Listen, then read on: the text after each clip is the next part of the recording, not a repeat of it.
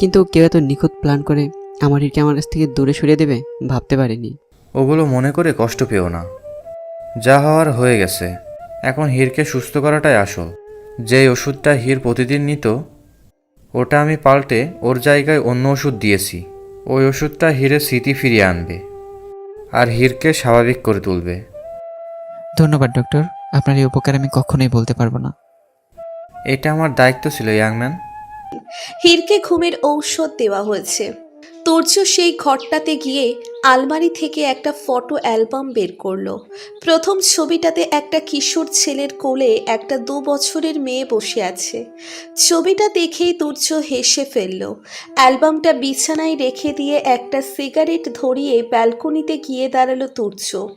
সিগারেটের ধোঁয়ার সাথে মিশে অতীত স্মৃতিগুলো ভেসে আসছে চোখের সামনে।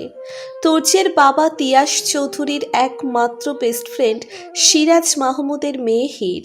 তুর্যের যখন 9 বছর বয়স তখন হীরের জন্ম হয়। ছোট্ট হীরকে হাসপাতালে সবার আগে কোলে তুলে নিয়েছিল তুর্য। হীরের নামটাও তুর্যই রেখেছিল। সিরাজ মাহমুদ অনাগত মেয়ের নাম সায়নী ডাকতে চেয়েছিলেন, কিন্তু তার মেয়ের হবু জামাই নিজের বউয়ের নাম নিজেই রেখে দিয়েছিলেন। এই নিয়ে অবশ্য দুই পরিবারই খুশি ছিল। হাসপাতাল থেকে যেদিন হীরকে বাড়ি নেওয়া হচ্ছিল সেদিন তুর্য জেদ করেছিল তার বউকে সে তার সাথে নিয়ে যাবে। তুর্য তখন ছোট থাকায় বউ বা বিয়ে জিনিসটা বুঝতো না, কিন্তু সেই ছোট্ট হীরের মায়ায় পড়ে গিয়েছিল সে।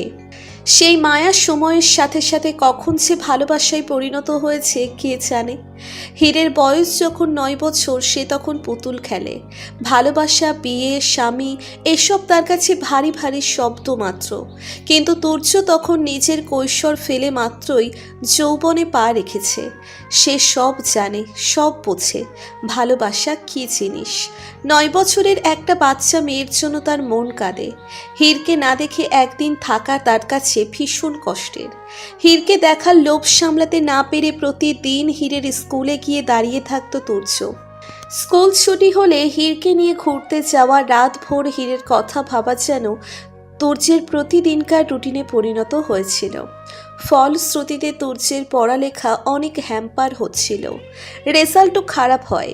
তিয়াস চৌধুরী ভীষণ রাগী মানুষ হওয়াতে তিনি এটা মানতে পারেননি। সিদ্ধান্ত নেওয়া হলো তুর্যকে লন্ডন পাঠিয়ে দেওয়া হবে হায়ার স্টাডিজের জন্য।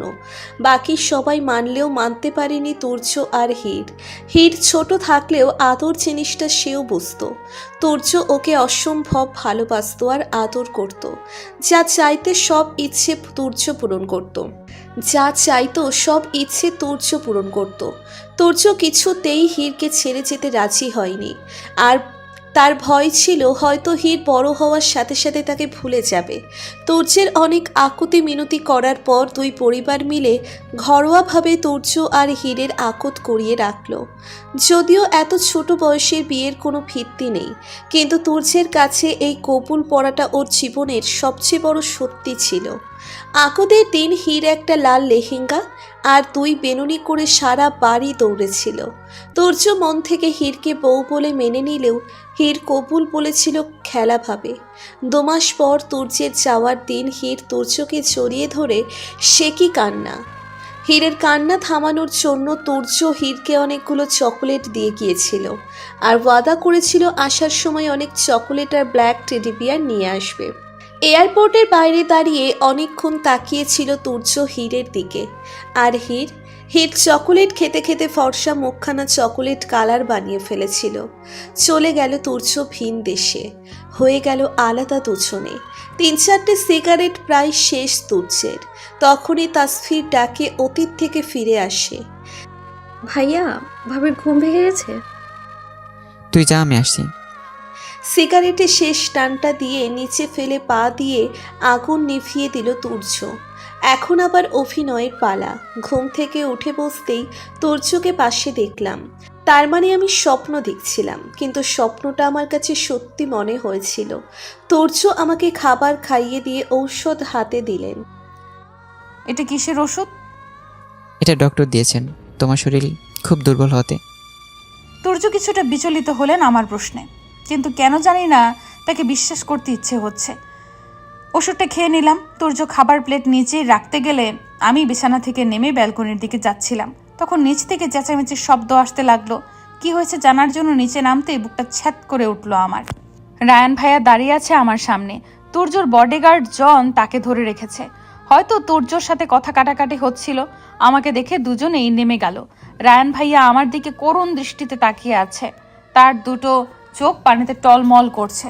হয়তো কিছুক্ষণের মধ্যেই অশ্রুকণাগুলো নিচে গড়িয়ে পড়বে। আমার ভীষণ কষ্ট হচ্ছে তার দিকে তাকিয়ে থাকতে। লজ্জায় মাথা নুইয়ে পড়ছে আমার। আমি যে তার অপরাধী, তার সব স্বপ্ন, সব আশা, ভালোবাসা আমি কেড়ে নিয়েছি। হীর, তুই এটা কিভাবে পারলি? কিভাবে আমার মনটা তুই ভেঙে দিলি? আর কেউ না জানুক, তুই তো জানতি আমি তোকে কতটা ভালোবাসি। তাহলে কেন করলি আমার সাথে এমনটা? আমার ভালোবাসার কি কোনো মূল্য ছিল না তোর কাছে, বল? এতটাই তুচ্ছ ছিল আমার ভালোবাসা? আমাকে ক্ষমা করে দাও প্লিজ। আমি যে নিরুপায় ছিলাম, আমার সামনে আর কোনো পথ খোলা ছিল না। কি এমন অসহায়ত্ব ছিল তোর যে তুই আমাকে ছেড়ে এই লোকটাকে বিয়ে করেছিস? রায়ান ভাইকে কি তবে মামি কিছুই বলেনি? মামা মামির জীবন বাঁচাতেই তো আমি বিয়েটা করলাম। তখনই মনে পড়ে গেল আমার ভিডিও কলে মামি, রাহি সবাই অবচেতন অবস্থায় ছিল। তার মানে তারা কেউই জানে না বিয়েটা আমি উপায়হীন হয়ে করেছি। তুর্যর প্রতি আমার ঘৃণা যেন আরো বেড়ে গেল আজকের পর থেকে। আমার সবগুলো আপন মানুষের কাছ থেকে আমাকে চিরদিনের জন্য অপরাধী বানিয়ে দিয়েছে এই লোকটা। সবাই আমাকে ঘৃণা করে, কিন্তু রায়ান ভাইয়ার চোখে নিজের জন্য ঘৃণা দেখে খুব কষ্ট হচ্ছে আমার। এই মানুষটার চোখে আগে আমি আমার জন্য ভালোবাসা ছিল। আমার জীবন এইভাবে পাল্টে যাবে আমি কখনো ভাবিনি। রায়ান ভাইয়া আরও কিছু বলতে যাচ্ছিল, কিন্তু তার আগেই তুর্য তাকে থামিয়ে দিল। লোক রায়ান, তোমার সাথে ঝগড়া করতে চাই না, কিন্তু আমার ওয়াইফকে নিয়ে এসব কথা বললে আমি সহ্য করতে পারবো না। হীরা আমার বউ, ওকে ভালোবাসার অধিকার একমাত্র আমার। সেই অধিকারের ভাগ তো দূরে থাক, ছিটে ফোটা আমি কাউকে দিতে প্রস্তুত নই। সো নেক্সট টাইম থেকে একটু সাবধান।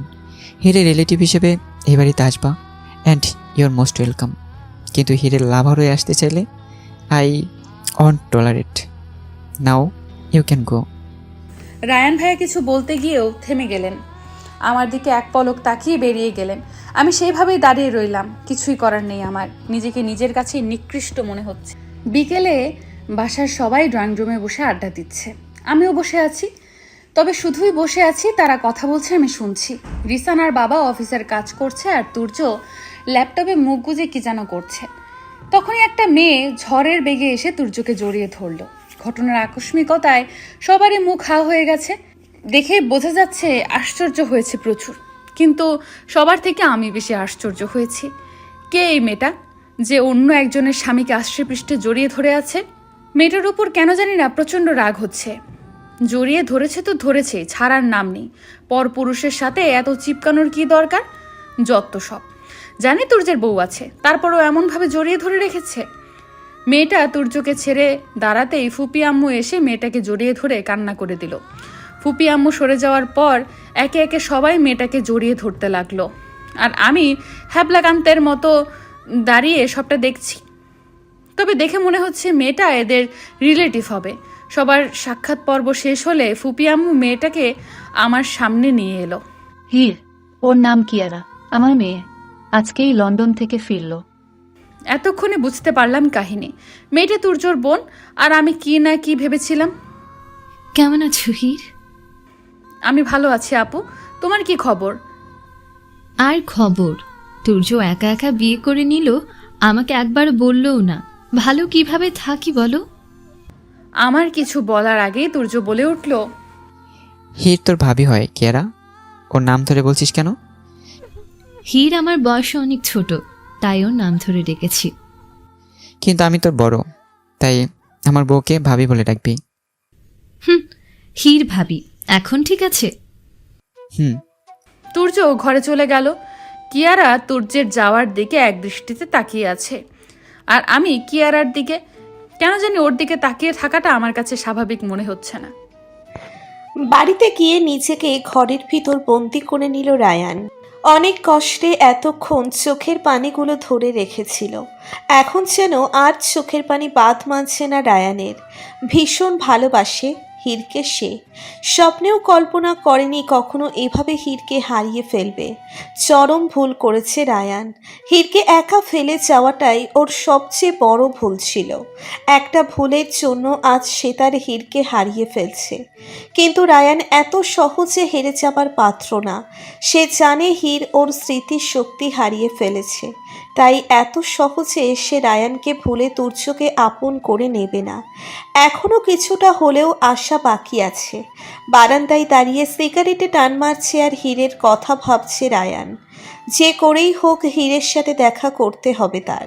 হীরকে ফিরিয়ে আনতেই হবে। হীরকে ছাড়া রায়ানের জীবন অচল। কিছু একটা ভেবে হাতের সিগারেটটা ফেলে দিয়ে হীরকে ফোন করলো রায়ান। হ্যালো হীর, প্লিজ ফোনটা রাখিস না, একটু কথা বলবো শুধু। রাখিস না ফোনটা। রাখবো না, আমারও অনেক কিছু বলার আছে। একটু দেখা করতে পারবি কাল? ঠিক আছে, আমি আসবো। সত্যি আসবি তো? আসবো। রায়ান ফোনটা রেখে দিল। চোখে মুখে আনন্দের ঝলক রায়ানের। হয়তো হীরকে নিচের করে ফিরে পাওয়ার আশাটা আবারও জেগে উঠল। রায়ানকে ফোনে বলে দিলাম যে দেখা করব, কিন্তু কিভাবে? তুর্য জানতে পারলে কি আবার উল্টাপাল্টা কিছু করবে? না, রায়ানের কাছে অপরাধী হয়ে থাকতে পারবো না আমি। তাকে সবটা জানাতেই হবে। মাথার যন্ত্রণাটা আবার শুরু হয়েছে। ওষুধটা খেয়ে নিলাম, শুয়ে আছি কিন্তু চোখে ঘুম নেই। কেন যে আমার জীবনে এই সব সমস্যা আছে বুঝি না। সব তো ভালোই চলছিল, জীবনে কোনো ঝামেলাও ছিল না। তুর্য নামক ঝড়টা এসে আমার জীবন উলট পালট করে দিল। এই লোকটাকেও আমি বুঝি না। কখনো মনে হয় আমাকে ভালোবাসে, আবার কখনো মনে হয় সবটাই তার অভিনয়। অনেক রাত হয়েছে, তুর্য এখনো ফেরেনি। কোথায় আছে দেখার জন্য নিচে নামতেই দেখলাম তুর্য, কিয়ারা, তাসফি আর রিসান হাসাহাসি করছে। কিয়ারা আড্ডার ছলে বারবার তুর্যর কাছে আসার চেষ্টা করছে। না চাইতেও কেন বারবার আমার চোখে তুর্য আর কিয়ারার ওপর আটকে যাচ্ছে। খুব অস্বস্তি হচ্ছে। কিয়ারার এমন ঢলাঢলি সহ্য করতে পারছি না আমি। কোনো কিছু না ভেবেই তুর্যর কাছে চলে গেলাম। শুনছেন? তুর্য অবাক হয়ে আমার দিকে তাকিয়ে আছে, যেন ভূত দেখেছে। কি হলো, শুনছেন? তুমি এভাবে ডাকছো আমায়? কেন, আমি কি ডাকতে পারি না? না, তা ঠিক নয়। বলো কি বলতে চাও। আপনি ঘরে আসুন, অনেক রাত হয়েছে আর আমার ঘুম পাচ্ছে। তুর্য কিছু বলতে যাবে, তার আগেই কিয়ারা বলতে শুরু করলো, আরে হীর ভাবি, ঘুম পাচ্ছে তো, ঘুমাও। তুর্যকে ছাড়া যাবে না। তুর্য আমার সাথে, আমাদের সাথে থাকুক। এতদিন পর দেখা আমাদের, একটু আড্ডা দেব না? কিয়ারার কথায় যেন কেউ আমার শরীরে আগুন ধরিয়ে দিল। মেয়েটার সাহস দেখে অবাক হচ্ছি। আমার স্বামীকে আমার সাথে যেতে দেবে না? আমি তুর্যর হাত ধরে ওনাকে উঠালাম। কিয়ারা আপু, তোমরা কালকে দিনে আবার আড্ডা দিও, কিন্তু এই সময়টা স্বামী স্ত্রীর পার্সোনাল। এই সময় তার ভাগ আমি কাউকে দিতে পারবো না। তুর্য এখনও আমার দিকে হা করে তাকিয়ে আছে। হয়তো এমন কথা আমার মুখে এসে আশা করেনি। তুর্যকে উদ্দেশ্য করে বললাম, চলুন ঘরে। চলেন মহারানী। মহারানী কেমন যেন পরিচিত লাগছে শব্দটা। অত কিছু না ভেবে ঘরে চলে এলাম। তুর্য ফ্রেশ হতে গেছে আর আমি ভাবছি আমি এসব কি বললাম নিচে। তুর্যর সাথে কিয়ারাকে দেখে এত হিংসা কেন হলো আমার? যেসব কথা নিচে বললে এলাম ওগুলোই বা কেন? আমার কথার আবার অন্য কোনো অর্থ বের করবেন না তো তুর্য? ব্যালকনিতে দাঁড়িয়ে নিজেই কথাগুলো ভাবছিলাম। তখনই হঠাৎ করে কেউ পেছন থেকে জড়িয়ে ধরলো। আচমকা এমনটা হওয়াতে আমার চোখ দুটো বড় বড় হয়ে গেছে। চুলগুলো সরিয়ে নিয়ে আমার ঘাড়ে নাক ঘষছে তুর্য। মনে মনে যা ভেবেছিলাম তাই হয়েছে। আমার বলা কথাগুলোর উল্টো অর্থই বের করেছে তুর্য। এই লোকটা কেন যে এত বেশি বোঝে? তুর্যর হাত দুটো আমার কোমরে বিচরণ করছে। কেমন যেন ঘোরের মতো লাগছে সব। আমাকে নিজের দিকে ঘুরিয়ে দিয়ে আমার মুখটা তার দুহাত আগলে নিয়ে নিলেন তুর্য। নেশা লাগানো চোখে তাকিয়ে আছে আমার দিকে। কেন জানি না ভীষণ লজ্জা লাগছে। তুর্য আস্তে আস্তে তার মুখটা আমার মুখের কাছে আনছেন। তার এত কাছে আসাতে আমার নিঃশ্বাস খুব দ্রুত ওঠানামা করছে। তুর্য তার ঠোঁট দুটো এগিয়ে আনছিল। তখনই কি মনে করে আমি তাকে থামিয়ে দিলাম। তুর্য ব্রু কুচকে আমার দিকে তাকিয়ে আছে। হয়তো বোঝার চেষ্টা করছে আমি মানা করলাম কেন। তার এভাবে তাকিয়ে থাকায় আমার অস্বস্তি হচ্ছিল একটু। ওভাবে কি দেখছেন? থামিয়ে দিলে যে? আমি না বলেছি নিজে থেকে আপনার কাছে আসবো না? তাহলে নিচে থেকে ডেকে আনলে কেন? পার্সোনাল সময় কাটাবে বলে? ওই কিয়ারা শাকচুন্নির থেকে সরিয়ে আনতে। কিভাবে ঢলাঢলি করছিল দেখেছেন? কি? আরে দেখেননি কিভাবে আপনার সাথে বারবার গা ঘষাঘষি করছিল? একজন বিবাহিত পুরুষের সাথে কেউ এমন চিপকে থাকে, তাও আবার তার বউয়ের সামনে। এই জন্যই নিয়ে এসেছি আপনাকে। কেমন যেন পোড়া পোড়া গন্ধ পাচ্ছি। Are you jealous? আমি আর জেলাস? মোটেও না। ও আচ্ছা, তাহলে আমি যাচ্ছি। কোথায় যাচ্ছেন? কিয়ারার কাছে। কিয়ারার কাছে মানে কি? তুমি তো কিস করতে দিলে না, কিন্তু কিয়ারার কাছে গেলে সবই দেবে। সব দেবে মানে? সব মানে বোঝো না? সব মানে সব। ছোট বাচ্চা নই আমি, সব মানে বুঝি। কিয়ারা আপনাকে সব কেন দেবে? কিয়ারা ছোট থেকে আমাকে পছন্দ করে, তাই একবার আমি ওর কাছে গেলে সব দিয়ে দেবে। আপনি ওর কাছে কেন যাবেন? আপনি যাবেন না। এখন ঘরে না পেলে বাইরে তো যেতেই হবে। কি আর করার বলো? না, আপনি যাবেন না। কেন বলো তো? আচ্ছা, রুমটা লক করে রাখো, আমি যাচ্ছি। তুর্যকে আর কিছু বলতে না দিয়ে ওনার ঠোঁট দুটো নিজের ঠোঁট দিয়ে চেপে ধরলাম। কিছুক্ষণ এভাবে থেকে ওনাকে ছেড়ে দিলাম। তুর্য হতভম্ব হয়ে আমার দিকে তাকিয়ে আছে। আমি নিজেও নিজের কাছে লজ্জিত। না জানি কি হয়েছিল আমার।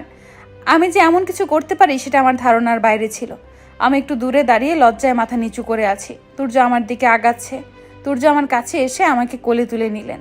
আমি এখনও লজ্জায় তার দিকে তাকাতে পারছি না। হয়তো তাকালে বুঝতে পারতাম তুর্য কেমন নেশা ভরা দৃষ্টিতে আমার দিকে তাকিয়ে আছেন।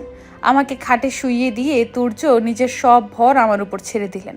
সকালে গোসল করে বসে আছি, কখন তুর্য উঠবে, বের হবে বাসা থেকে, আর আমি রায়ানের ভাইয়ের সাথে দেখা করতে যাব। কিন্তু তুর্যর ওঠার কোনো নাম নিশানাই নেই। এই যে মরার মতো পড়ে পড়ে ঘুমাচ্ছে। উফ, একটা মানুষ এত কিভাবে ঘুমায়? নিচে গিয়ে কিচেন থেকে একবার ঘুরে এলাম, তুর্য এখনো ঘুমাচ্ছে। হঠাৎ মাথায় একটা শয়তানি বুদ্ধি খেললো। এক গ্লাস পানি তুর্যর মুখে ঢেলে দিলাম। তুর্য হকচকিয়ে লাফ দিয়ে উঠে পড়লেন। আর তুর্যর এমন কাক ভেজা রূপ দেখে আমি হেসে কুচি কুচি হয়ে যাচ্ছি। তুর্য রাগী দৃষ্টিতে আমার দিকে এগিয়ে আসছে, হাসিও পাচ্ছে আবার ভয়ও। আমি যেতে যেতে আলমারিতে গিয়ে আটকে গেলাম। তুর্য এসে আমাকে জড়িয়ে ধরে তার ভেজা চুলগুলো ঝাঁকিয়ে সব পানি আমার মুখে ছিটিয়ে দিলেন। আমি এখনও মুখ টিপে হেসেই যাচ্ছি। তুর্য আমাকে কোলে তুলে খাটেই শুইয়ে দিলেন। কি করছেন? ছাড়েন। না, ছাড়বো না, এটা তোমার পানিশমেন্ট। কিসের পানিশমেন্ট? আমাকে ঘুম থেকে ওঠানো আর ভিজে দেওয়ার। এত বেলা পর্যন্ত কেউ ঘুমায় নাকি? রাতে তো ঘুমোতেই দিলে না, এখন কি সকালে ঘুমাবো না? আপনার লজ্জা নেই তাই না? এগুলো কেউ বলে? এই তুমি কি লজ্জা পাচ্ছ? তোমার গাল দুটো লাল হয়ে গেছে। লজ্জা কেন পাবো? আপনি সরুন আমার উপর থেকে। দরজা খোলা আছে, কেউ এসে পড়বে। কেউ আসবে না, আর এলেই বা কি? আমাদের তো বিয়ে হয়ে গেছে, আমরা রোমান্স করতেই পারি। কথাটা বলেই তুর্য আমার ঠোঁট দুটো নিজের দখলে নিয়ে নিলেন। আর ওই সময়েই কিয়ারা দৌড়ে রুমে ঢুকে গেল। আমাকে আর তুর্যকে এভাবে দেখে কিয়ারা ভীষণ জোরে চিৎকার দিয়ে উঠল। কিয়ারাকে দেখে আমি আর তুর্য দুজনেই ভীষণ লজ্জা পেয়েছি। তুর্য আমাকে ছেড়ে উঠে দাঁড়ালো আর আমি আঁচলটা ঠিক করে নিলাম। এমন পরিস্থিতির জন্য আমরা কেউই প্রস্তুত ছিলাম না। তুর্য কিছু না বলে ওয়াশরুমে চলে গেলেন। আমি লজ্জায় লাল হয়ে নিচে তাকিয়ে আছি। লজ্জা কাটিয়ে কিয়ারার দিকে তাকাতেই দেখলাম কিয়ারার চোখে পানি টলমল করছে। এই পানির রহস্য আমি বুঝতে পারলাম না। তুর্য বাসা থেকে বের হলে আমিও বেরিয়ে পড়লাম। উদ্দেশ্য রায়ান ভাইয়ের সাথে দেখা করা। পার্কে গিয়ে ঢুকতেই দেখি রায়ান ভাইয়া আগেই বসে আছে। ভাইয়ের সামনে বসতেই সে আমাকে জড়িয়ে ধরলো। আমি আগের মতোই মূর্তির ন্যায় দাঁড়িয়ে আছি। রায়ান ভাই আমাকে ছেড়ে তার সামনে বসিয়ে দিলেন। কিভাবে কথা শুরু করব বুঝতে পারছিলাম না। কিছুক্ষণ চুপ থাকার পর রায়ান ভাইয়া নিজেই বলা শুরু করলেন। হীর, আমি জানি তুই এই বিয়ে ইচ্ছে করে করিসনি। নিশ্চয়ই এর পেছনে বড় কোনো কারণ ছিল। কালকেও তুই বললি তুই উপায়হীন ছিলি। আমাকে বল হীর, তোর কি সমস্যা ছিল যার জন্য তুই অন্য কাউকে বিয়ে করলি? রায়ান ভাইয়ের কথায় আমার চোখ ভিজে গেছে। মানুষটা এখনো আমাকে কত বিশ্বাস করে। ফর্সার একটা হাত মাথায় পেয়ে সব খুলে বললাম রায়ান ভাইয়াকে। বলতে বলতে কান্নায় ভেঙে পড়লাম। আমার কথা শুনে মনে হচ্ছে রায়ান ভাইয়ার মাথায় আকাশ ভেঙে পড়ল। এত কিছু হয়ে গেছে তোর সাথে হীর, আর তুই একটা বারও বলিসনি আমাকে? তুই যদি সেদিন রাতেই আমাকে সব বলতি, পরদিন সকালেই আমরা বিয়ে করে নিতাম। তাহলে আর ওই তুর্য তোকে ব্ল্যাকমেল করে বিয়ে করতে পারতো না। আমি কখনো স্বপ্নেও ভাবিনি আমার সাথে এমন হবে। একদম সাদাসিধে একটা মেয়ে ছিলাম আমি। সেই আমার জীবনে এতটা উথাল পাথাল। আমি যদি এরপরও তোমাকে বিয়ে করতাম, সে তো তোমাকে ঠকানো হতো ভাইয়া। তুই কিচ্ছু ভাবিস না, তুর্য সবকিছু জোর করে করেছে।